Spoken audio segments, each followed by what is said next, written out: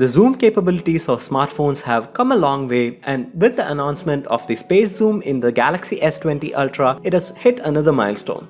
100x zoom. That's one small step for man, one giant leap for mankind. Alright folks, this is technically nothing new but rather an extension of the 50x zoom feature that the Huawei P30 Pro had, and Samsung has intentionally chosen not to talk about the quality of photographs that you will get with a 100x zoom and also how you should have a robotically strong arm in order to capture such pictures. But anyways, it's always fun to talk about the science that works behind all these technologies, so let's explore about how space zoom in Galaxy S20 Ultra works.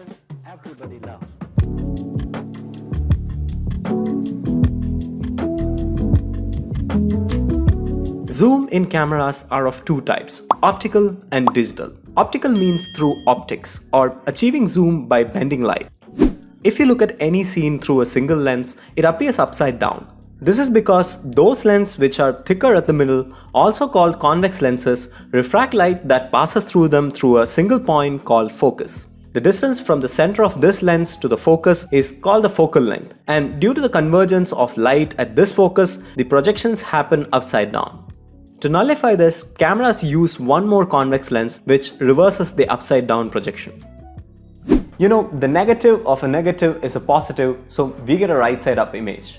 Now, some lenses go above and beyond this and add multiple pairs of convex lenses, but for the sake of simplicity, let's consider such a setup which is also called bi-convex lens. To achieve optical zoom, a concave lens or a lens which is thinner at the middle is added in between these convex lenses. This concave lens would also help in eliminating chromatic aberration and spherical aberration, which are beyond the scope of this video. Light from the object passes through the first convex lens, and based on the position of the concave lens, the extent of zoom is decided. This setup helps in zooming optically, and since we are bending light itself, there is no loss in quality of the photograph.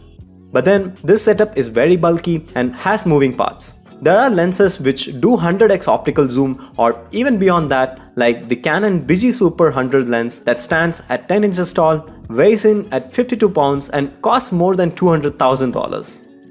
More space, more weight and more cost. Three of the things that are exactly not suitable for a smartphone, right? So that's why earlier smartphones used to have simple digital zoom. Digital zoom is basically cropping into an image just like you would do in Photoshop or pinch into zoom in a smartphone. This depends just on the resolution of the camera, as the higher the resolution, the higher you can zoom in. This is because as you do digital zoom, you're just cutting into the pixels, which produces loss in quality. Often, you're better off with cropping in your photograph rather than doing digital zoom, as zooming in digitally introduces focus issues due to the shake in our hands. Now, coming to phones like the Galaxy S20 Ultra, which uses the much hyped space zoom, or the Huawei P30 Pro, which had a 50x zoom, they use a combination of optical and digital zoom. These phones have a periscope lens which has a prism to reflect light 90 degrees and have a lens arrangement along the width of the phone itself. This helps in keeping the moving parts within the phone itself and allows for optical zoom. But since the lenses are very tightly packed, the optical zoom possible is only 4x. Samsung also claims that the space zoom can go up to 10x without noticing any drop in image quality with their patented technology called hybrid optic zoom. Beyond that, it's digital zoom, but there is a catch. There are two things that the Galaxy S20 Ultra does in order to achieve the 100x zoom. Those two things are high-resolution camera sensors and the power of on-the-fly image processing. To put it simply, after you pass the 10x threshold, the phone will rely heavily upon digital methods to maximize the potential of the telephoto camera and by cropping, sharpening and otherwise attempting to improve the result on the fly. But since algorithms can only go so far, the Galaxy S20 Ultra will also pull in data from the 108 megapixel sensor of its main camera. Then the processor delivers the final result by combining the image data from the telephoto camera.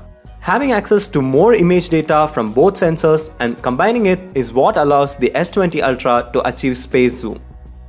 But for capturing good pictures, you need to keep the phone super steady like on a tripod, or you need to have a robotic arm. Listen to me very carefully. This is because at that level of zoom, even micro handshakes can produce significant disturbances in focus and also confuses the software about what to optimize. Either way, this can be considered a significant jump in the zoom technology of smartphone cameras. If you want to check out the hands-on review of the much hyped space zoom in the Galaxy S20 Ultra, subscribe to my channel so that you can be notified once I upload it. Until then, this is Param signing off, wishing you absolutely nothing but the best of success.